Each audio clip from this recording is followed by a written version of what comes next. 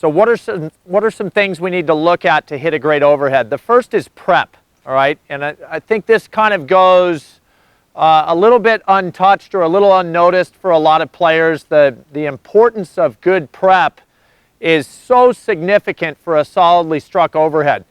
So obviously we're in continental grip. We can't hit a solid overhead in anything but continental grip. But then to actually set the body in an athletic position is really the key. So as we would on a forehand, a backhand, really trying to feel that unit turn where the shoulders and the hips, you know, push out to the side and we've kind of coiled the body. That is so important on an overhead as well. So what you'll see a lot from maybe a poor overhead hitter is the ball goes up and the arm goes back and the upper body hasn't coiled and really prepped. Okay, so what I like to see right when the ball lifts up is that move right there. And you can notice nothing drops. There's no wind up, you know, the way I might for a serve. It's just immediately that left hand on the throat of the racket kind of pushes the racket upward slightly, but notice my shoulders. I'm immediately getting into that position where my shoulders are down the side of the court, not square to the other side. So that's really key. And then once I feel that turn, I just release that left arm up. And this would be kind of that traditional trophy pose. Left arm high, you know, right arm in a nice set for swinging position, tip of the racket up. One good test you can kind of give yourself is, you know, have a partner toss a ball up, and right as you see it go up, get into that prep position. See if you can catch the ball with an outstretched left hand. We'll see that here.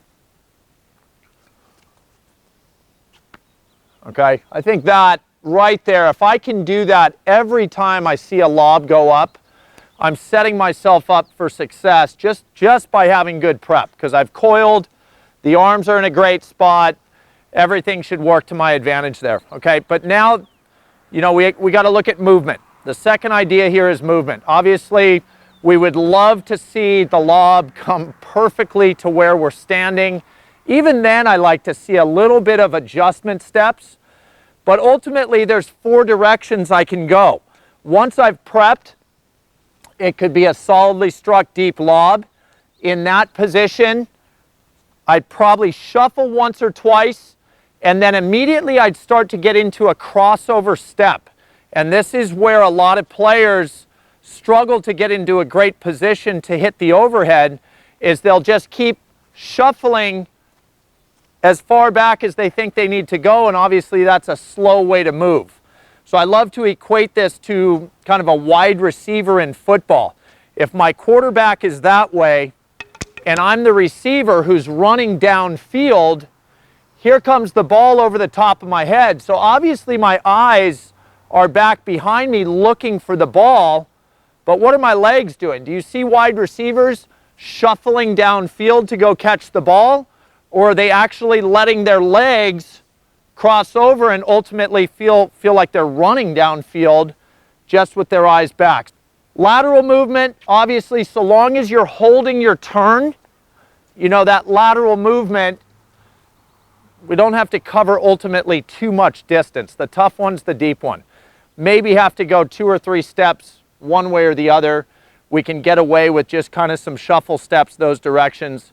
Forward, same idea. You know, ultimately, I probably won't have to go too far forward. Again, you don't want to end up running forward because you'll lose that hip and shoulder turn. So whatever you guys can do movement-wise to hold the upper body in that prep position, a lot of times it's crossover, slight adjustment steps can be shuffle steps. We have to maintain our form ultimately. That's where the footwork lies, okay? And then contact and follow through. Contact is not quite as high as a serve. I think that's a common misconception, is that players try to go up to get that overhead, and a lot of times this results in a little bit of a late contact position. We don't want to be here. We want to be outstretched, but we want to be forward. And keep in mind, when you're standing closer to the net, you're going to have an easier time clearing the net. So it's not all that imperative to be as high as you can go, Stretching the arm out's great because we're maximizing extension. That's going to result in power. But I like the idea that, yeah, of course it's significantly above my head, but I'm really reaching out to get that ball at great contact. I'm also already kind of into my downswing. That's going to create that nice big bouncing ball. Don't forget there is a follow through. We don't want to just smack the ball and stop. I think this is where the serve could have a little bit of a relationship with the overhead, is just letting that racket finish down into that hip pocket of the opposite side of your body. Okay, so obviously there's some info there. Prepping, really rotating the shoulders, getting those arms up, nothing dropping, nothing sagging, everything is elevated. Movement-wise, utilize those crossover steps when you're having to cover more significant distances, slight adjustment steps if the ball feels relatively close to you, and then outstretch that arm to contact, maybe a little bit lower than your serve though, but then flush that finish the way you would on a serve. Okay, so let's take a look at a couple here. Get into that prep. Again. One more. Okay, so pretty solid. I'm happy with that. I think overwhelmingly it's just a nice athletic motion. The finish, I'm not even really having to think about it. It just kind of naturally comes to rest there. But ultimately, you just need to hit on those three elements, and I think you will find that you're setting yourself up for the best possible chance for success on your overheads.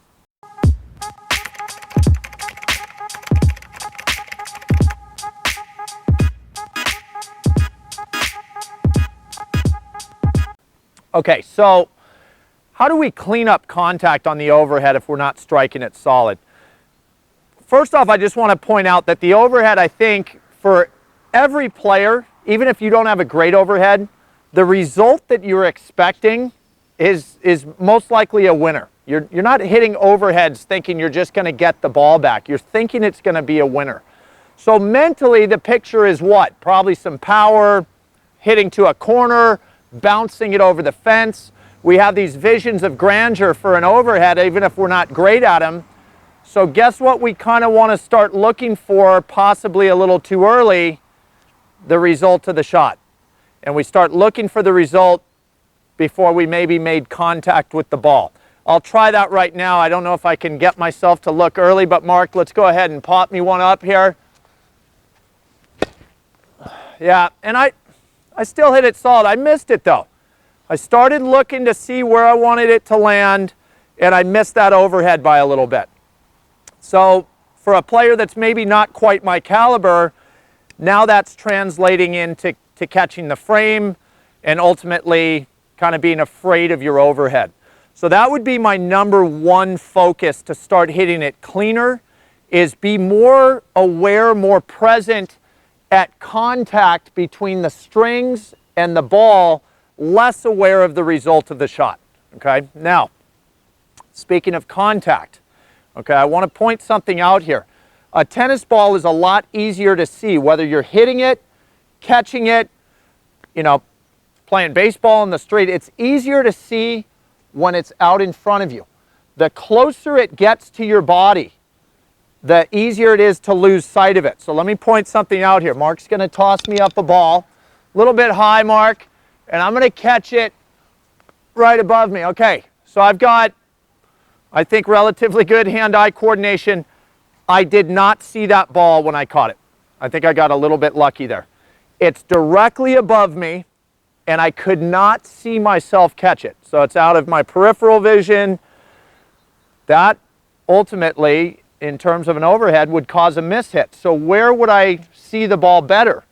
If it's coming up, same shot, and I position where the ball's a little bit more in front of me, still up in the air. It's not like I move back to let it come down to catch it. I still want to catch it up high. That makes it easier.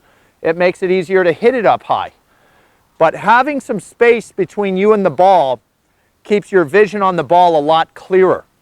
Okay, so in terms of point of contact, we can really help our cause to hit the ball cleanly, if we're not trying to hit overheads directly above us, which I see a lot at the club level, we're trying to make contact more in front of us. You can see that contact point is significantly out in front of my lead foot. I've already stepped into the shot and contact is still up high, but maybe a good foot out in front of that lead foot. So notice what happens here. You're going to hear this great sound of the ball really popping off the strings. If I'm keeping it out in front of me,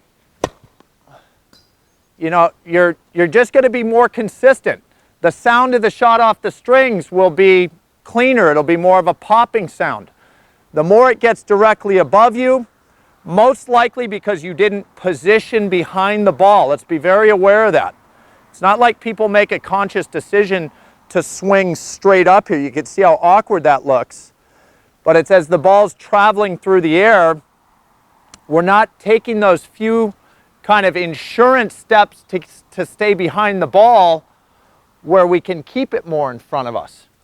Okay, so those to me are like the two big culprits of mishits, is looking at that result too early before you've made contact because you're expecting it to be a cool shot. Don't take the bait, watch the contact, and then create the point of contact that's easier to see. Okay, we got all this string bed here with a little 2-ounce ball.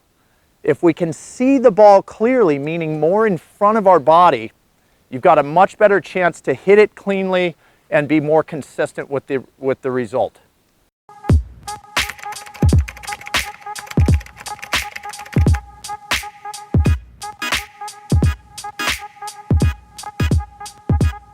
Okay, so should we use spins on overheads to add variety the way we would on the serve? Top spin, no. You're going to rule out the idea of a top spin overhead all day, every day, okay? Slice, there's a little more to that one now. But what I want to be clear about first is this. Flat, okay? When I'm standing close to the net for an overhead, meaning anywhere from the service line to the net, I feel like I can get so directly to any one of my targets with a flat ball without fear of missing in the net, without fear of missing long, missing wide.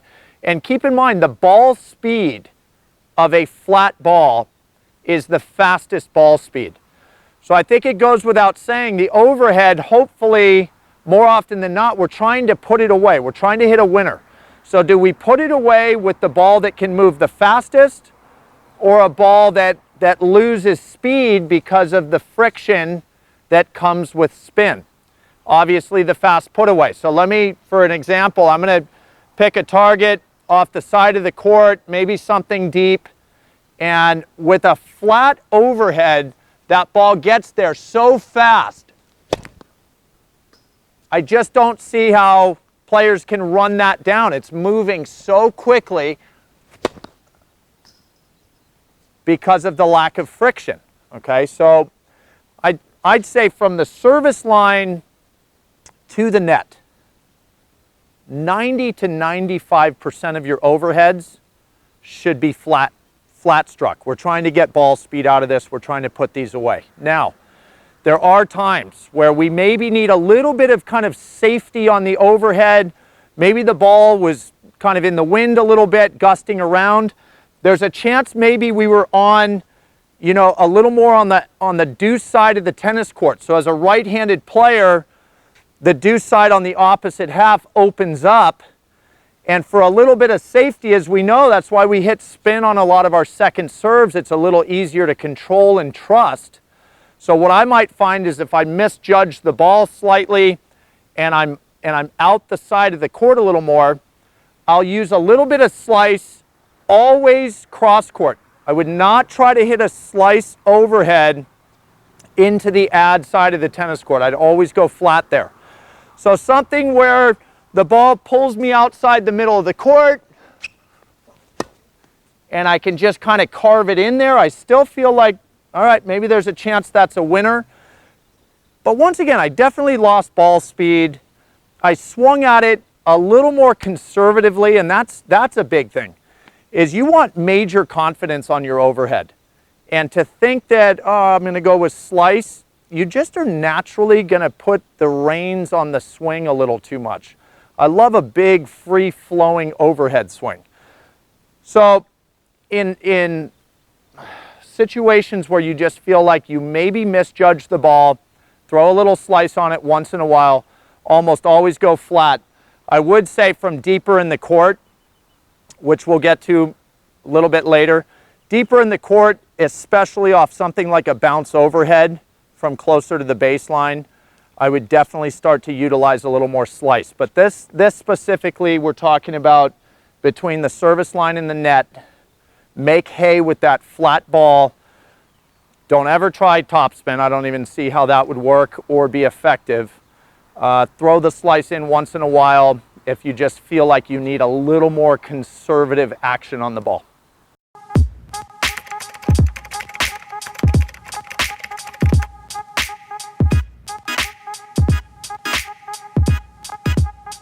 All right, so first off, if you're dealing with a player that's hitting really quality topspin lobs, how do you manage? How do you get by? Okay, I think it's okay to not feel like this overhead's going to be maybe as punishing as what we would hit from closer up. I think that kind of goes without saying, but definitely a couple things we can do to at least neutralize the guy in the point and not feel like he's just kind of taking care of you. So the first would be how to get off the ground, which is the scissor kick overhead. So let's walk through that idea real quick. When a ball is making its way over the top of you and it's got topspin on it, obviously I hope this makes a ton of sense. You can't turn and let it bounce and try to chase it, because with that amount of height and spin, the bounce of the ball and now the impending speed of the ball will be faster than you. You cannot catch up to it. So we've got to make an athletic move to go get it before it has a chance to land, and that's this scissor kick idea. So for all you right-handed players out there, the prep is the same. You're crossing over your steps up until the point where you feel like you have to make, this move to go up and get the ball. And now watch what occurs with the legs. It's going to be a jump off of the back leg where we end up landing onto the left leg. Once again, it's a swing. We want to let the shoulders and the hips go from this turned to open position. So sometimes I'll see this a lot where players will go and land on the right foot to right foot, leaves the body still to the side, and now the overhead stroke is blocked out by your upper body. So that's obviously not going to be a punishing ball. That's not even going to be a ball that does damage to the opponent at all. So you've got to release off the back leg and land on the left leg. That opens you up. That allows you a point of contact that occurs in front of your body, as we know we'd like to do. And now it's about pronation, because this is a really hard shot to execute a traditional finish on. Don't feel like you got to get the racket all the way down to that left hip. To me, this is more of that Sampras shot where you're just breaking that wrist and that forearm and kind of hanging the finish here. Okay, and there's a lot of racket speed that can occur from here to here. So that's where this shot could have, still the ability to be a winner for you. It's obviously going to be occurring deeper in the court. That gives your opponent time to track the ball. So don't again feel like this has to be a winner, but by using that scissor kick move, making a nice bit of pronation here on the ball, and then just kind of hanging that finish, will give you a decent chance to feel like you're still relatively in the point. Okay, so let's have a look at a couple of these. This would be the scissor kick off kind of a top spin lob here.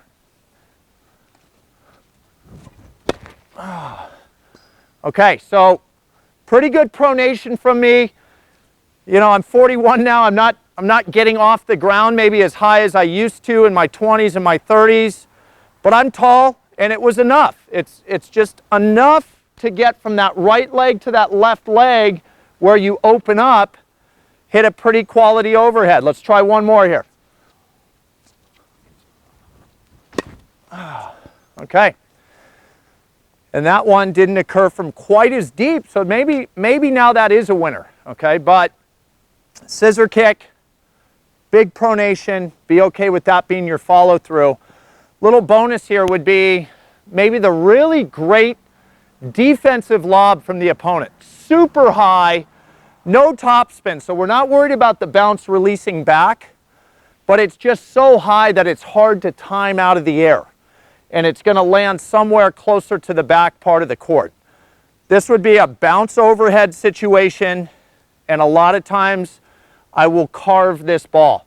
I feel like hitting flat from way back there, the net maybe now comes into play like it can with a serve when you're hitting flat. So I'll a lot of times hit a nice carving slice overhead from the back part of the court if a defensive lob pushed me to the point where I had to let it bounce. So let's have a look at that real quick. Oh, there it is. Big high bouncer. It's fine to go middle there. You know, I could try that flat, but I honestly feel like that is the shot because you're just far enough away now to really snap down on it from close to the baseline. That might go in the net.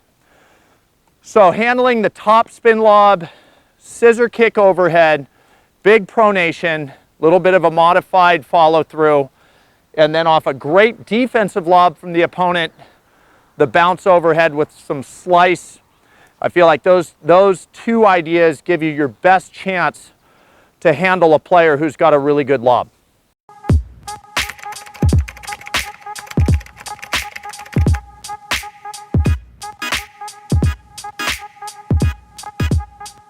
Okay, so when dealing with a backhand overhead, how do we direct it? First, I kind of want to just look at technique, all right, because this is a shot that not a lot of players are great at, partially because we shouldn't have to hit this shot all that often. If a lob goes up and gives me the time to be able to get to the other side of it, that's always option number one. You don't want to just settle for a backhand overhead simply because that's the side it got to. A lot of time a lob, because it takes so long to go up and come down, allows for footwork to get to the other side and hit the bigger overhead. Now, we do find ourselves in a situation where we have to hit the backhand overhead. So to me, this is a ball that gets slightly behind my body, because if it's in front of me, even though it's high, I'd still classify that as a backhand volley. So let's have a look at that real quick. The ball's high, but I kept it in front of me. That's a backhand volley. I would never play around with my technique where I'm trying to snap over it like I would on an overhead, or in this case, a backhand overhead. This shot tends to occur when the lob gets slightly behind you and contact's going to be somewhere kind of just parallel with your body. Okay, so as it goes up, a couple things to note. I tend to lay that racket wide open because the feeling I want to have is snap. So if I left it open and didn't snap, what's going to occur? I'm just going to pop the ball up and get crushed. So lay that racket where you could almost hold a ball on the strings, kind of tuck it behind your head, a little bit behind your left shoulder. That's setting you up for having this ability to come back over the top of the ball. Now, generally we have to jump on this because it's high and behind us. So if you have to jump, I'm tall, I've found that a lot of times my reach is enough, but I've definitely had to get off the ground. It's a left foot to left foot hop, okay? So you'd get up and go from left foot to left foot as you're swinging the racket. So as these next couple lobs come in, we'll see if I have to get off the ground or not. If I do, you'll notice you don't want to jump and try to get back to that right side. It's just an awkward move. And this is a shot, unlike the standard overhead, where keeping your body to the side as you swing is a good thing. Because if I came snapping over and tried to open up too much, there's a very good chance I'm pulling this ball really directly to the right. So leaving your shoulders and your hips facing the side of the court is actually the right way to execute the shot. Okay, so let's have a look here at the backhand overhead. It's pretty good right there. See it again. Okay, so definitely not my most comfortable shot, but I'm not out of the point there, which is cool. Now, as far as direction, it's so much more natural when the racket's in this position to come snapping over the ball and more to the right. Okay, and let's think about this in a match situation. If I snap it back cross court, you know, there's a chance the ball is angling off. That could move my opponent a little bit more. It's going into their backhand side. The net is lower. There's a ton of things working in your favor. I would highly suggest when you're hitting backhand overheads to work the ball cross court into the ad side. Now, I was talking with Mark about this. Some players are really savvy and they know that when they see their opponent hitting a backhand overhead that it probably should go cross court, and they start moving into that half. So now the down the line feels wide open. So if that's the case, obviously where your strings are facing when you make contact with the ball is where the ball is going to go. But because this target is so much more narrow and we're only going to try to get in there if the opponent is off the court the other way, I would take a little grip pressure off and I wouldn't try to snap down on it so violently. I'd kind of massage it in there a little more, hoping just that the placement of the shot was what was going to be the good effect for me. So let's see if I can go down the line here, hitting it a little bit easier. Yeah, you can see I didn't come over it as much. That little bit of an extra move would add power and most likely pull the ball back to the right. So, coach's suggestion, mainly cross court.